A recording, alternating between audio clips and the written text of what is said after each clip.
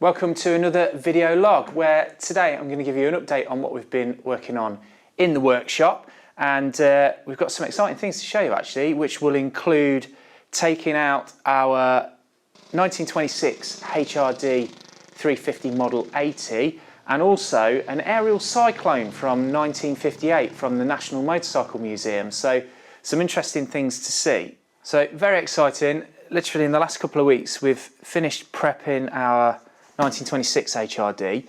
Recently acquired this one. Main thing that we did to it was to change the rear wheel from a 19-inch rim to the now correct 21-inch rear wheel, which central wheel put together for us.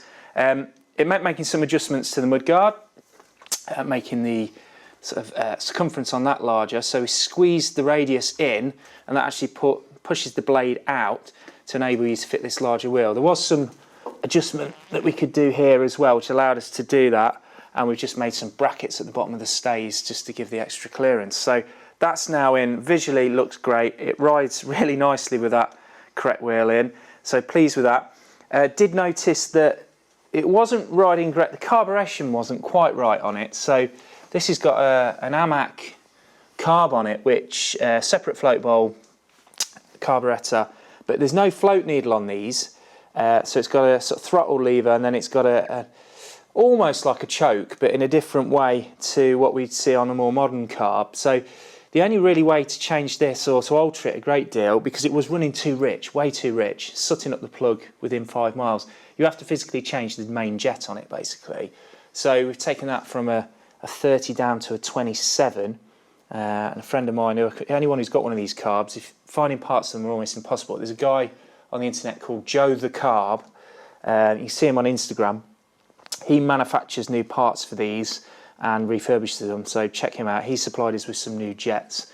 And took this out last weekend as sort of part of the Distinguished Gentleman's Ride, and she's going all right. I'm just trying to get the hang of it. So you'll see some riding footage of this later, where you have to work the sort of throttle and the air lever in sort of tandem with each other, also along with the advance and retard, just to get the engine in the right mood for the gearing. Very close ratio gearbox on this. The first gear is really tall, so it's great fun though. It is great fun. So we'll take that one out in a bit. Other things, so now that we've actually had some dry weather for the last couple of weeks or 3 weeks, the Comet, has been out. We've used that a few times. We being my dad and myself. And then we recommissioned the 1939 Meteor. So this came out on the DGR yesterday as well, which was good. The reason that's on its side stand, not the rear, is because when I took this out last week, one of the bolts holding in the prop stand at the rear decided to eject the scene and leave the stand rattling around. So I've just robbed it off this one to put on here for now, but we'll order a new one from the club. But they're running really nicely, and yeah, pleased with those. Other big news, so in the collection, this is the Model P, which, if you recall in the last video and the previous one, the tank on this was causing a lot of issues, and the original tank, the paint was all blistering, it was full of pinholes. It was deemed too big a project to try and repair the tank itself, so we had a brand new steel tank made from scratch, just locally down the road, at BKS Sheet Metals. The guys down there made me a tank, and then Alan Fox has painted it up. It was about 9 months in the making. Got it back a few weeks ago, just dropped it on there now, just need to put the final fixings in underneath, but it looks incredible. So pleased with that. Made to the exact same spec as the original. Except it has got metric fixings underneath, so yeah, if you're getting really picky, if you looked at the bolts underneath holding it in, they're metric, not imperial, but I'm not going to lose any sleep over that. Looks great. It's ready just to put the final fixings in, get some fuel in and start using it. So that's an exciting one to look forward to next time.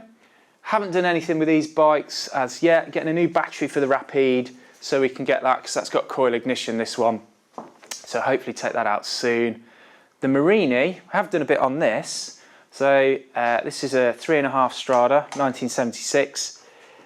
The Marinis have a habit of quite a few bikes. There's a brass plug, oil drain plug underneath, and it seizes up.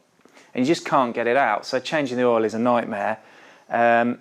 Anyway, there is a fix. You have to drill it out basically. So we drilled and tapped it out, and we did the same on my 500 Marini, which is under restoration. So this was seized in.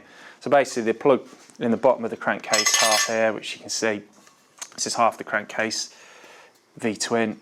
So yeah, it was just a case of drilling that brass plug out and tapping it out. So we practiced on this first, and then we went in with the engine in frame. You can see from some of the pictures and footage I took at the time of getting that out. So that's all sorted. Tightened up the steering bearings on this, steering head bearings, because we thought we might need to replace them, but actually they just needed adjusting. And yeah, ready to use. And then finally in this room, a new addition is this really pretty little BSA B31. So it's a 350cc. I think it was first registered in 1950. So it's one of the very last, I think 49 might have been the last year of the rigid rear frame and telescopic front end, and before they went to the plunger rear, and obviously later on full swinging arm. But the sort of ultimate 350cc everyday, everyman bike of the period. This one was restored about 20 years ago by a friend of ours. Hadn't been used for about 3 years, been stood in his garage feeling a bit sorry for itself, and he decided to want to sell it. So my dad and myself have bought this one, and we had to do a couple of things to it. Needed a new stud on the bottom of the pushrod tunnel, and the carb needed some repairs to it. But other than that, it's a nice tidy little bike, and I've had some good fun on that, some good little rides on it so far. Nice, gentle, really quiet engine, great bit of kit, and these are a great cheap introduction really to classic bikes. Not that expensive, loads of spares, can't recommend them enough really, really nice. So yeah, enjoying that and look forward to using it more during the summer. So that's everything in this room. We'll go through to the workshop and see what's happening in there. In the workshop then, we have what I call the fleet. So these are the bikes we use more regularly, and we're really pleased to have this. So this is a 1958-59 Ariel Cyclone, which has been loaned to me, or to us, by the National Motorcycle Museum in Solihull. So part of their incredible collection there, they've agreed to loan a bike to the channel for us to use over sort of a month at a time over the summer, and we're beginning with this one. So if you want to see more about this bike, we'll be riding it later, so you'll see that later in the video, but also I'll be doing posts of this bike on my Instagram in collaboration with the National Motorcycle Museum, so you can see that at Classic Bike Man on Instagram, and some really nice pictures and footage of this bike already in use. And what is it? Well, Ariel Cyclone, not very familiar to people in the UK because they were a US market bike only, and based on the Ariel Huntmaster as its sort of initial starting point, 650cc parallel twin, which is basically the BSA engine of the time, wasn't it, that Burt Hopwood designed, that was also used by Ariel because they were part of the same company.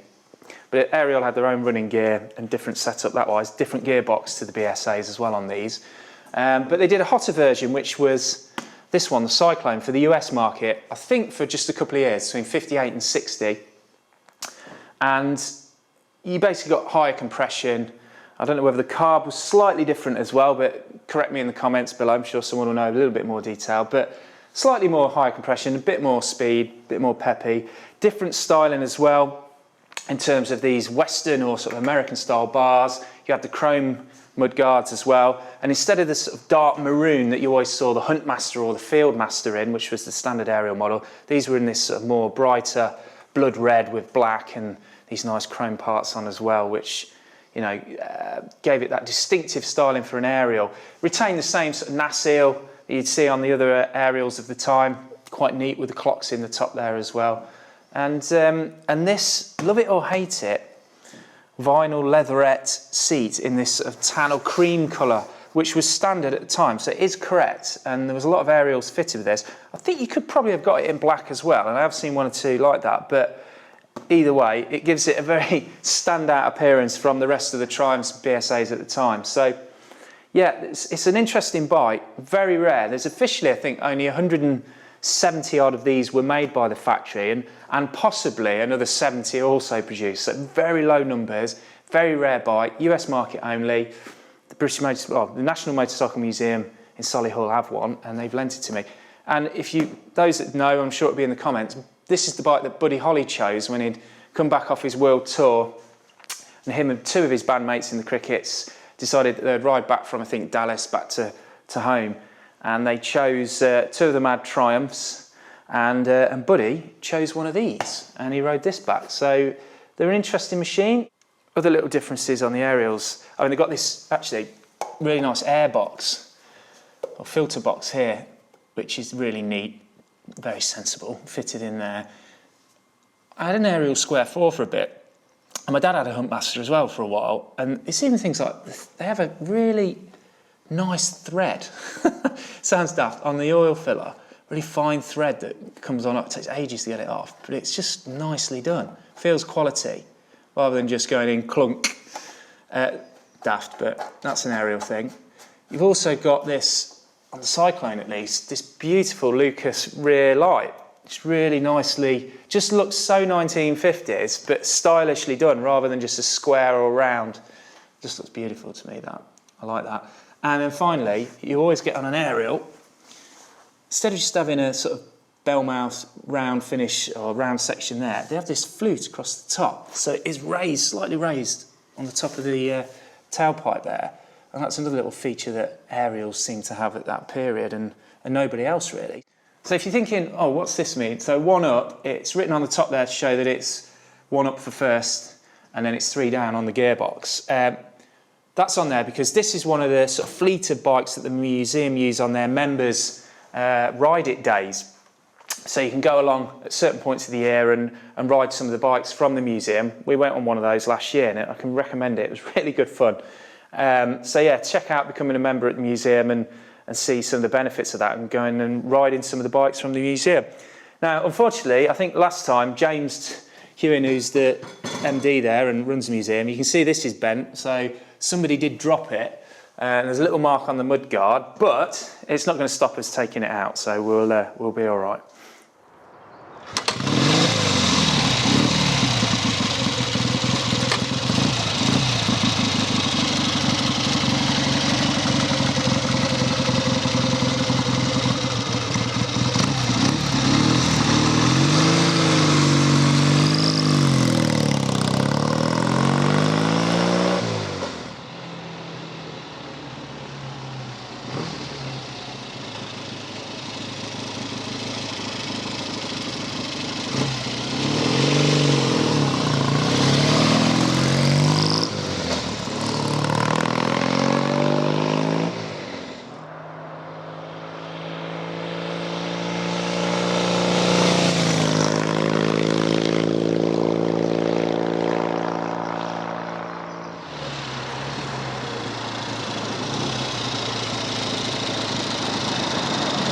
Yep.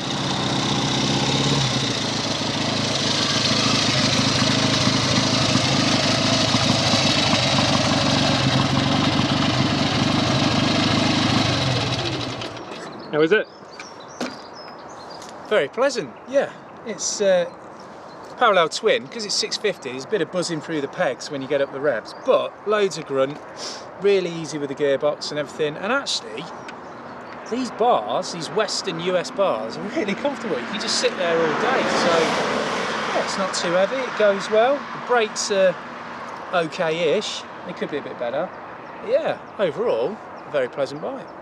Also in this lineup here, going from 1958 to sort of year 2000, we have one of my dad's bikes, which is a Japanese, so it's JDM, Japanese domestic market only machine originally. So this has been a grey import into the UK.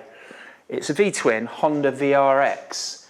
Again, I think these were only made for 2, maybe 3 years, so they're a rare bit of kit. This one was first registered in 2000, but I think they were actually made between sort of 96 and 98. So quite an old bike now, sort of modern classic if you like, very rare here in the UK. It's actually a water-cooled engine, but disguised as an air-cooled unit. The radiator's hidden quite neatly between the duplex frame at the front, but with a finning on there, so it sort of benefits from air and water cooling, but gives it that sort of more classic look. And for someone looking for a lighter weight V-twin, like my dad was at the time, nice low ride height, easy to handle, it sort of ticked the box and something unusual. So yeah, it's a nice bit of kit. I've had a go on this and it's only 40 horsepower, something like that, but it goes all right. It's just a nice steady cruiser, something a bit different.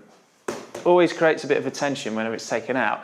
And then next to it, we have our trusty Interceptor, which you'll see on the previous vlogs and standalone video. We've added quite a few bits to this, or taken quite a few bits off. So there's lots of non-standard parts supplied by Tech. And we've done a few more miles on it. The weather's not been great, so it's not been out as much as I like, but now the sun's shining, it'll start to get some serious use. Since you've seen it last, we've added this quite neat cover actually on top of the clutch lever to hide this ugly standard mechanism there, which is a nice little upgrade. We've also put one or two other stainless fixings on there which tidy things up. But a company called Trip Machine from India got in touch with us on Instagram, and they make leather goods, including seats for Royal Enfields and other bikes, and they kindly supplied us with one of their black suede seats, which is waterproof, and yeah, designed specifically for the Interceptor. So we've got that on now. I'm going to be using that, and I'll report back on how that is. But yeah, so far so good. They gave you a few bits, didn't they? Boots? Yeah, boots. Oh, I've got my new boots, which again, they've got this nice patina to them. Steel taps, toe caps, protection on the ankles. Really comfortable, really lightweight. I've been wearing them for the last sort of 6 weeks and they've been great. Really nice. So Trip Machine, check them out, see what they've got. We've got a tool roll and also a pannier bag. They do lots of luggage because it's all leather gear, including like full-size panniers, but also these smaller ones as well, which replace the side panel and clip in accordingly. So, so you can put your sort of toolkit or bits and bobs in there, which is quite handy. So, yeah. We're going to do a standalone video.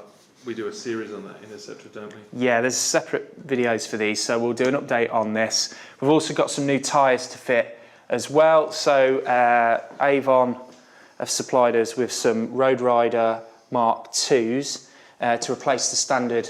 They're the standard tyres on there from Pirelli, which are okay, but not the best. So we've got these, which should change the handling a bit, super sticky, new Road Rider Mark IIs. And what we've also done on this is gone one wider on the rear.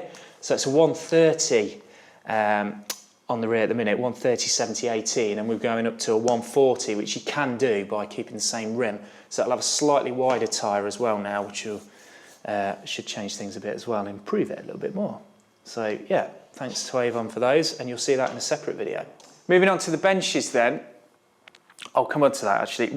Alex has just dropped all this off from Rock Oil, who are supporting us with some of their products. So we've got some bits to try there, carb clean and different things, so I'll report on that. But what we have used from them so far is some oils. So the Marini was topped up and oil change with this, and I've got some new oil from Rock Oil for the Interceptor, so that will get fresh oil before we get the tyres changed as well.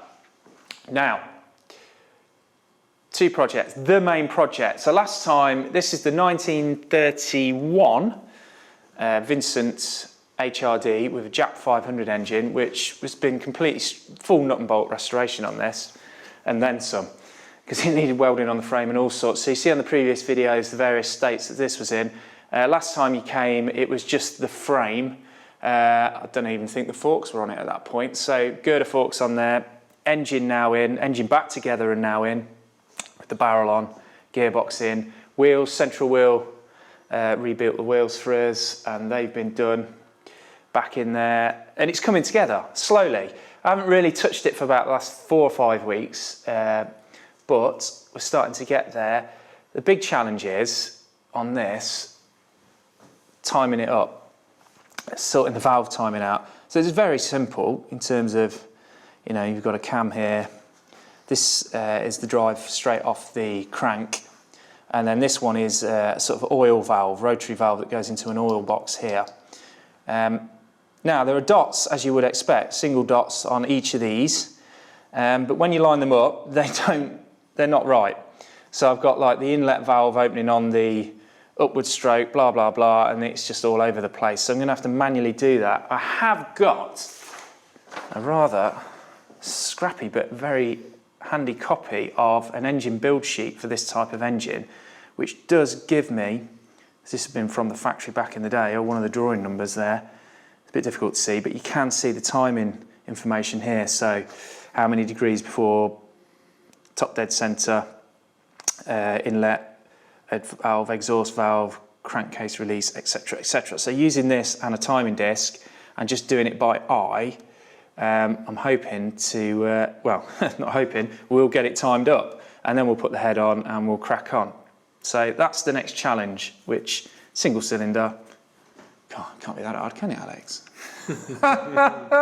Famous last words. But yeah, I can turn it over there to see the piston going up and down nicely. So it's had a new cylinder liner in there, and yeah, so it's just a matter of timing it and getting it so that these push rods go up at the relevant degrees before top dead and bottom centre, whatever it is. So yeah, simple as that, he says. So when we're happy with the timing, I can obviously then put the rest of the case back on, which is basically a chain drive up to the magneto, which sits in here. There's a good spark from this, so I know that's good. I think this was rebuilt, well, it's probably about 25 years ago, but it seems to work well. There's also a valve release lifter here, which is what that is. So that goes to a cable on the handlebars, sits in here and releases the exhaust valve. That was covered in, this whole engine was running on Castrol R, so this was so gunked up, it was unbelievable. But I can recommend this product. We were sent some of this, XCP, the guys there that do various of degreasers and lubricants or whatever. This worked a treat. So normally I was using WD-40 before, which is really good. That is excellent. But the fumes you get off it are unbelievable. So you do need to have the doors open and sort of stand back a bit. Whereas that is no fumes, it just smells like washing up liquid. It's biodegradable, good for the planet, and it works really well. So yeah, brilliant, but even better. So there you go, I've tried it and used that. I'll tell you another product that I've used in here as well, that was recommended by a friend of mine, not sounding too much like an advert, is this. And I bought this off Amazon, and I think you get it on eBay from various places. Rhinzo Seal. A friend of mine said that a Porsche garage near him that restore all the old air-cooled 911s, what have you, they swear by this stuff. And yeah, we've used it to seal the engine on this Jap and on a couple of other bikes as well, and it has worked really well, quite high temperature. So I've used it in here, seal, because it's basically just a soft seal between them and filled in, but yeah. How's it work, mate? Does it? It's literally, yeah, it just comes out the top, so you just screw the cap on, squeeze it out manually, and it's sort of a very clever sealant from Germany, I think. Is it like a silicone type? Yeah, yeah. What's interesting when you see this bike at this height is how the frame works. Obviously, it's got cantilever rear suspension, but this was the frame that Phil Vincent patented when he was a teenager in 1928. But it's all lugless, so unlike the later Vincents and many bikes of the period, there's no lugs, it's all just welded in to the various points, and especially on the rear frame here, see how delicate it is compared to other bikes of the period and beyond. So it's really neat, it's just a work of art. It's almost, I could just leave it like that and just stare at it some days, but yeah, fantastic bit of kit. The other bike, far simpler, nice, easy swinging arm, pressed steel sections, the big boomerangs on the back, is the MV Agusta. So this has had new bottom end, new bearings in the bottom end, put back together. And now it's just a case of trying to get this timed up. And unlike my 1931 bike, there's little or no information on timings for these. It's just almost impossible to get anything of any use. So we're having a bit of fun with this. We've tried strobing it. The other challenge we've got is that the original Del Auto carb was never with it. So we've put this, I think, a bit ugly to be honest, but my dad's gone for it. Mikuni carb on there, VM22 I think they're called. Like a pit bike carb, which you can use on these, and they do work quite effectively. Cheap and easy to get hold of, and you can get the bits. but no idea what the jet sizes need to be and so on. So it's a case of trial and error and suck it and see, and a bit of swearing and what have you. But we're getting there slowly. So that's happening alongside the Vincent. Oh, I did forget to say, one other thing we've had back is the painted parts for the Marini. So we've got side panels as well, but tank, tailpiece have come back in the original London grey, which they made for 78 and 79. So that's going to inspire me now to crack on a bit more and get the engine back in it. But yeah, they're back in. I've just dropped them in so you can see what they look like. Before we take this out then, because I rode it only a few days ago, this has got a total loss oiling system. So it's got a Pilgrim oil pump, you'll see later, with an oil sight feed there. So it does feed the main components of the engine. But yeah, once it goes in and it's used and burnt off and it doesn't go back, so you need to just top it up. We'll just put a tiny bit in. What we'll use, I mean, these pre-war bikes, just straight mineral oil. If it's an extremely hot summer, you might want to put a straight 50 in there, or if it's a super cold winter, you might want to put a 30 in there. But overall, straight 40 does the job for us, because we don't get too hot and we don't get overly cold. So we'll just put literally a couple of egg cupfuls in there, just to top it up a little bit. And that should see us right. Let's have a look. A little bit more. Use the same oil in all your bikes? Yeah. Just use this straight 40 on everything really that's right up to our 60s bikes. I've been playing around with the jetting on the carb, like I mentioned earlier, because it's sutting the plug up, running too rich. So what I'm going to do, because I was out on this yesterday and we did, I don't know, 20 miles. I'm just going to whip the plug off. So it's one of these old-fashioned non-suppressor, screw it on and off. It's a funny size as well, so I've got these old box spanners here, which will enable me to just loosen it off. This has actually got an original 1920s Lodge plug in it. A Lodge C3, which is a rare beast. So you see there, it's not too bad. It's sutting it up still, but not overly. So we'll just give that a quick scrub with a wire brush.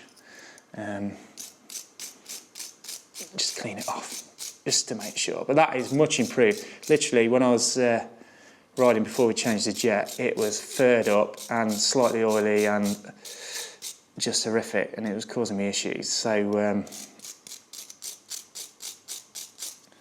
that should be good. So happy with that. Pop that back in.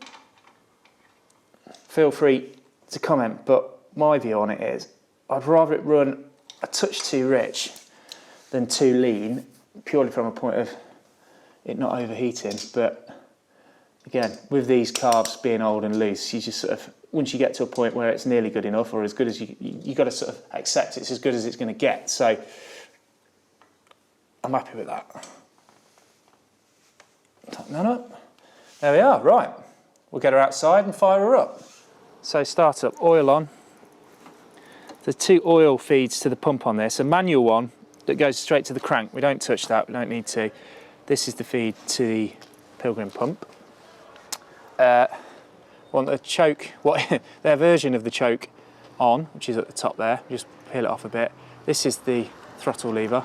So we'll just pull that back a touch. Advancing retard is here. So back here is fully retarded. So we'll just arch it forward a bit, leave it there. Fuel on, which on this bike, just to confuse us, normally down would be on any fuel tap I've ever seen anywhere on any bike, anywhere on my bike in life. Anyway, on this one it's not. So that is actually off. That is on. Don't ask me why. I can already feel that there's fuel gone in there. I heard that go click. Tiniest touch, all you need. Get it off the stand.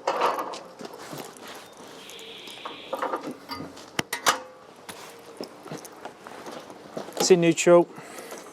We'll just clear the clutch. And we've got valve release lifter as normal here. So it's on compression, over compression, and we'll give it a big whack. Try again. Over compression. So have just a touch more throttle. Give it a kick. Close the choke. If that's it then. Just take the throttle down a touch. Still got it quite retarded. Just open that choke open now. What we need to do is just check on the oil. You see it just bubbling a bit and it collects in the bottom.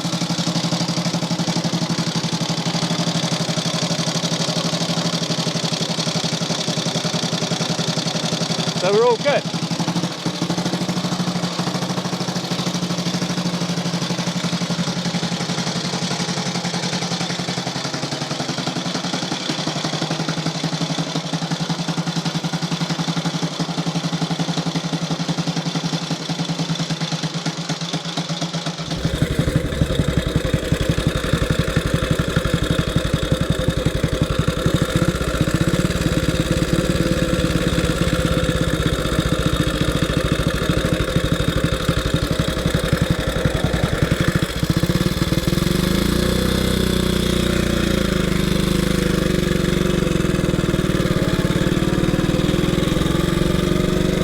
So we're off.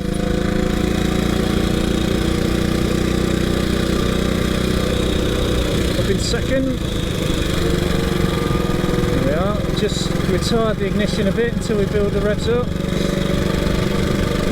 Push that forward now. Now we're up to pace.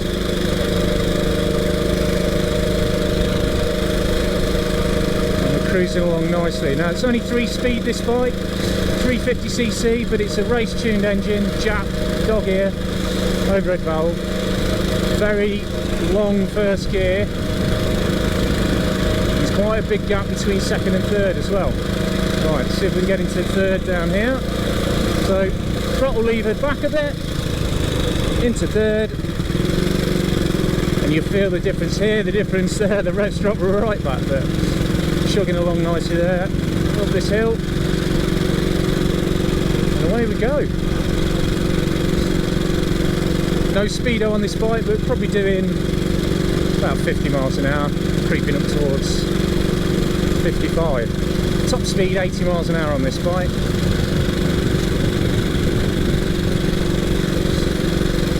And the key thing about these, the handling is just superb. So steady,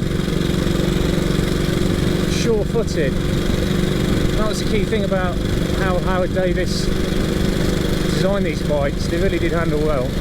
Hence, his first year in the TT on these machines, a bike just like this, finished second in the junior TT with Davies riding it, and then he went on to win the senior TT on a 500 version. So these bikes were at the hottest Jap engines and the best frames at the time as well. Right, drop it down in second, there it is, round we go. Berman gearbox, see a bit of a whine in second gear, but that's all Bermans do that.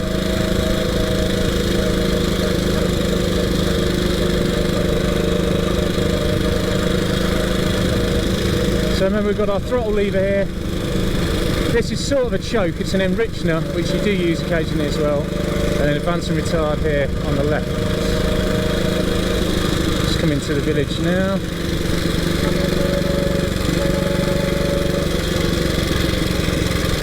Retard the ignition a bit, drop the throttle down, get her into first, round we go, let the clutch out.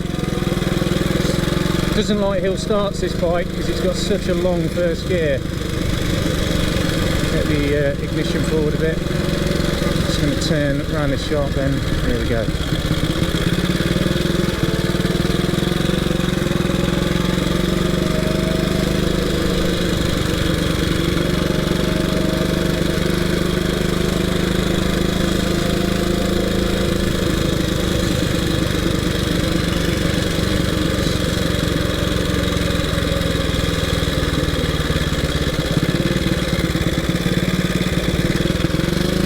Revs up, is that first gear? There we are. Right, just retard the ignition a touch.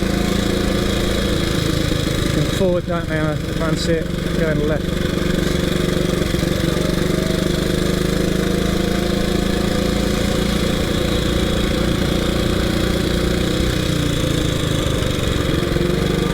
Second gear.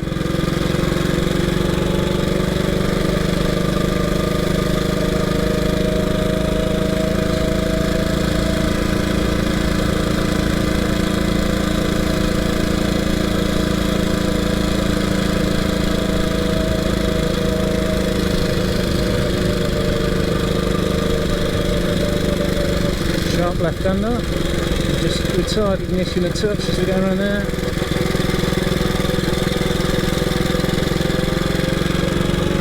Plenty of throttle, advance the ignition, off we go. Get the revs up, let's see if we can do third before the bend. Third gear, oh there you go, just retard it a bit, enriching it as well as we're chugging uphill, which is fine.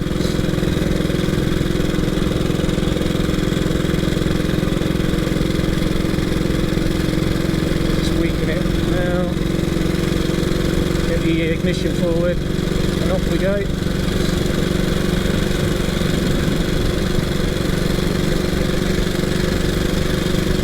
It's about 20 horsepower this engine, but the bike weighs they're so light, these bikes, there's nothing to them, so they do accelerate well.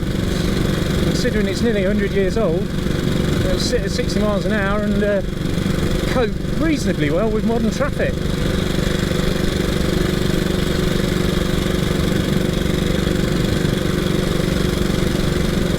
It says 30 here, but we'll do a bit more. Drop it in second.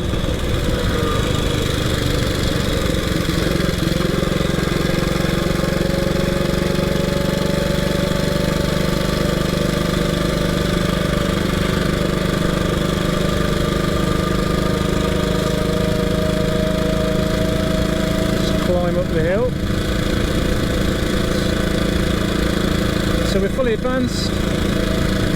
Throttle's open, right, drop the throttle back, into third, oh there we are, right, retard the ignition, enriching it a bit, there we go, right, fully advanced, fully open on shape, there we are.